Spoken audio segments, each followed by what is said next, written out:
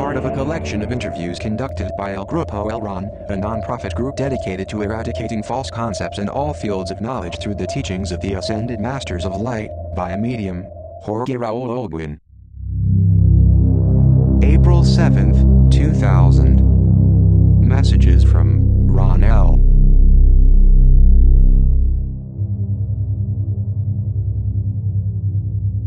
How are you, Master? It's been a long time. You have been absent. One is never absent from those one loves, and this is a metaphor. We are never absent from the universe known before we start. I wanted to remind you that the spirits of light of the planes 4 and 5 communicate with entities that suffer from the planes 2 and 3, who are spirits of error, whose ego is so big that it makes them resentful, easily offended. Then we go to comfort them. How do you arrive to those levels? We descend.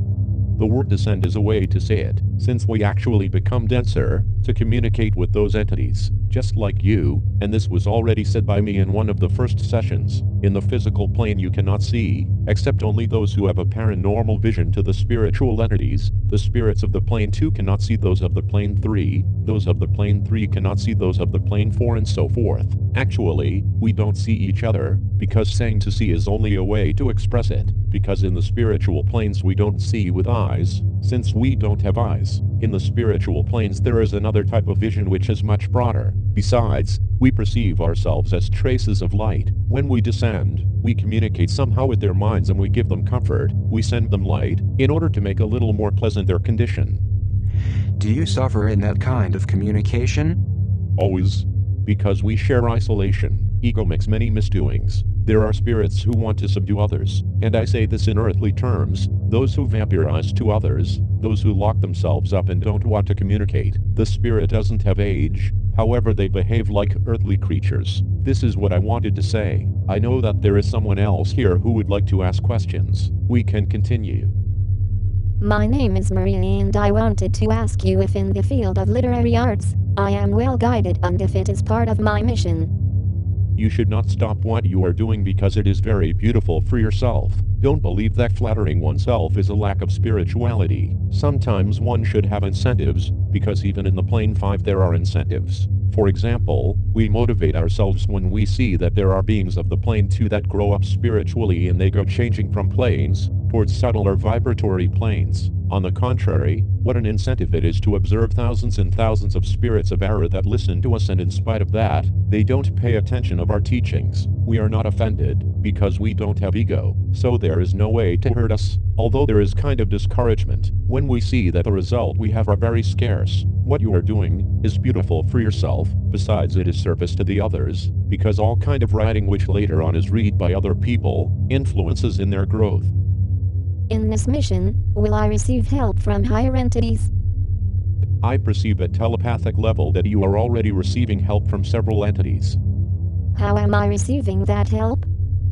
You can receive help in your causal body or body of ideas. You know it because, for example, in a given moment you have an unfinished topic that would take a long time to solve and suddenly the answer comes to your mind in a moment. This means that it was influenced in you somehow, but this should not be interpreted as if the entities will do all the work for you. Sometimes you may have a kind of push, and in the future you will still have more support.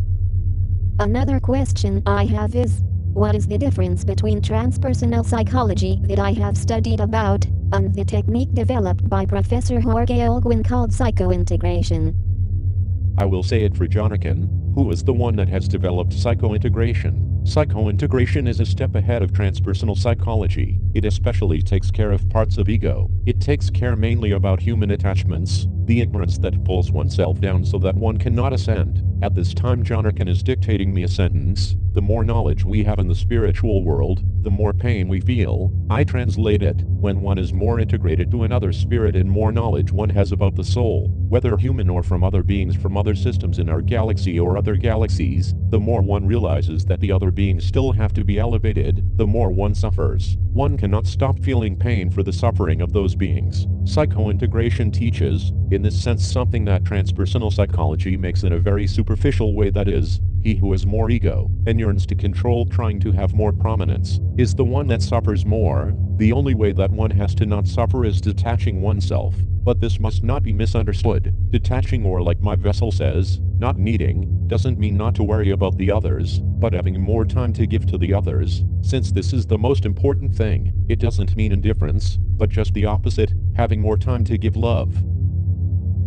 Another question is if psychointegration is good for everyone or does only Dianetics works and for others in Scientology. Why is it necessary to use any other treatment having psychointegration at hand, if we know that the source of suffering is ignorance and ego and this technique is ideal for that? To conclude, if we know that in all the spirits, in everyone, the reactive mind is there, and if we know that integrating the selves, integrating the ego, there is no way to have engrams, for that reason, why will we look for another method if dissolving and integrating the ego we solve the problem? That is fine, Master, but when you were incarnated you came with the mission to develop Dianetics and then Scientology, and Sigmund Freud came before to develop psychoanalysis. The question is if the civilization continually has to develop a certain technique if it is prepared for it and not another from which it's not prepared yet.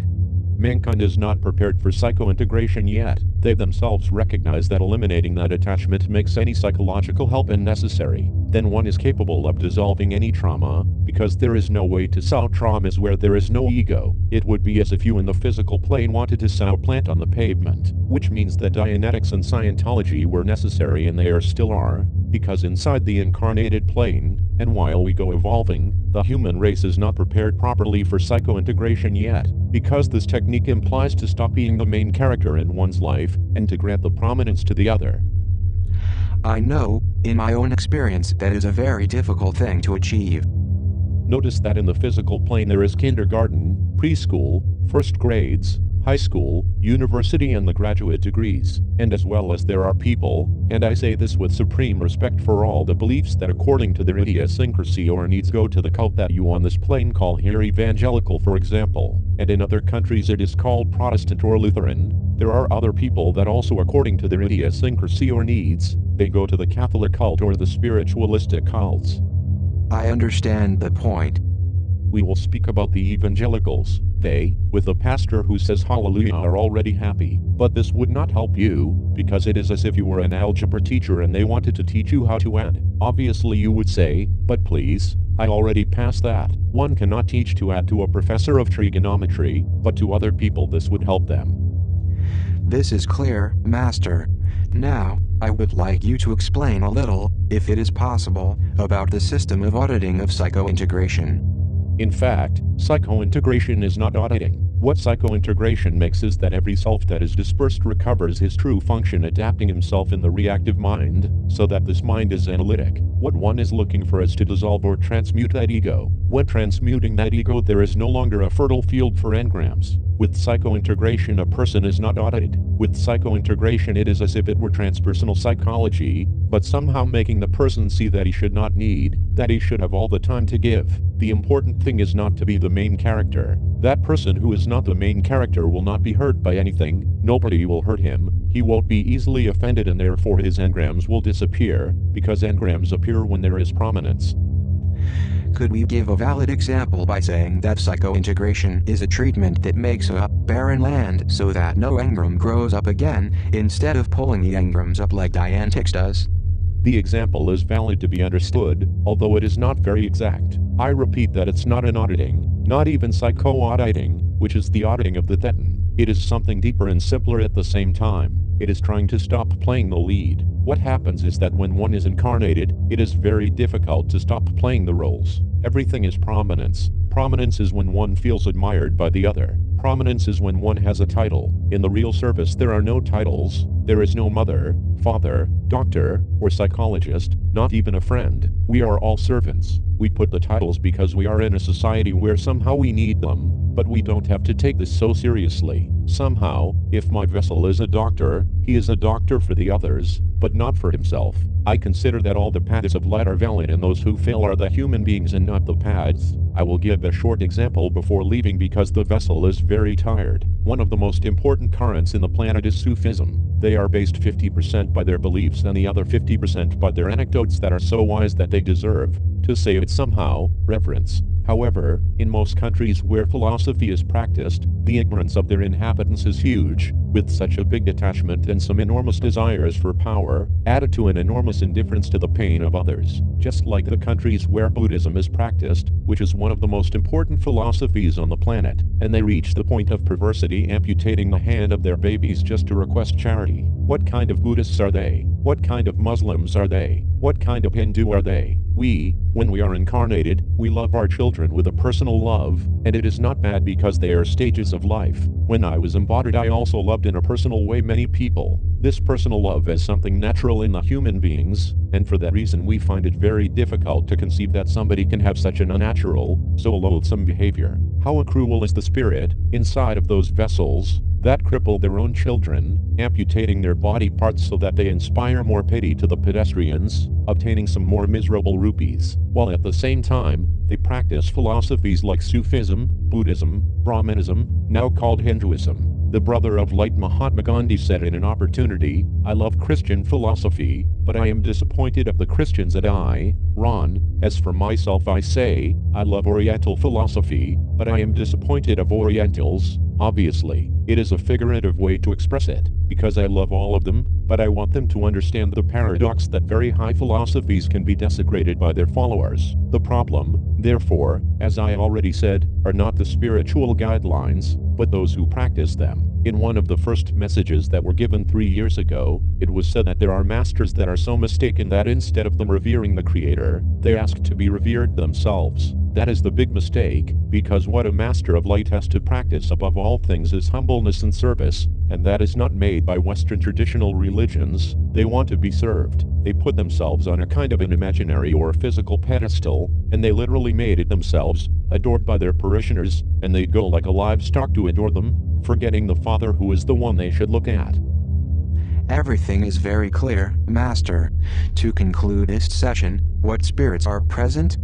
The Master Jesus, the Masters Siddhartha, Lao Tse, Confucius, Jwalkul, Blavatsky, Serapis, Kuan Yin, Nagarjuna. I want to say a word regarding Nagarjuna. Nagarjuna is one of the biggest philosophers of all times, reaching the culmination with his theory of emptiness. I would like you to look for that theory and see how beautiful it is. We will do it. My blessings for all of you.